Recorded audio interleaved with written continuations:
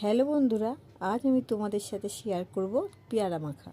পেয়ারা কাটতে কাটতে ছোটোবেলার সেই দিনগুলো মনে পড়ে গেল। স্কুল লাইফে জীবনটা ছিল কত সুন্দর। স্কুলে যাওয়ার সময় মা আমাকে পয়সা দিত টিফিন খাওয়ার জন্য। যেহেতু আমার মর্নিং স্কুল ছিল, সেহেতু আমার দোকান থেকে খাবার কিনেই খেতে হতো। টিফিন পিরিয়ডের সময় আমাদের স্কুলের গেটের বাইরে অনেক রকম খাবার নিয়ে বসতো। আম মাখা, পেয়ারা মাখা, চালতা মাখা, কুল মাখা, ছোলা মাখা, আরও অনেক রকমের আচার। তা আমি এই খাবারগুলো কিনে কিনে খেতাম। ওই সময়ের দিনটাই ছিল আলাদা।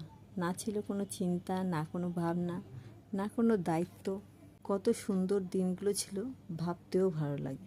দেখো, কথা বলতে বলতে আমার পেয়ারা মাখাও হয়ে গেছে। পেয়ারা মাখার মধ্যে কি কি দিয়েছি আমি তোমাদের একবার বলে দিই। লাল লঙ্কার গুঁড়ো, আমচুর পাউডার, বিট নুন, স্বাদ মতন চিনি আর ধনেপাতা দিয়ে পেয়ারাটা মেখেছি। রেসিপিটা ভালো লাগলে লাইক, কমেন্ট, শেয়ার, সাবস্ক্রাইব করে দিও।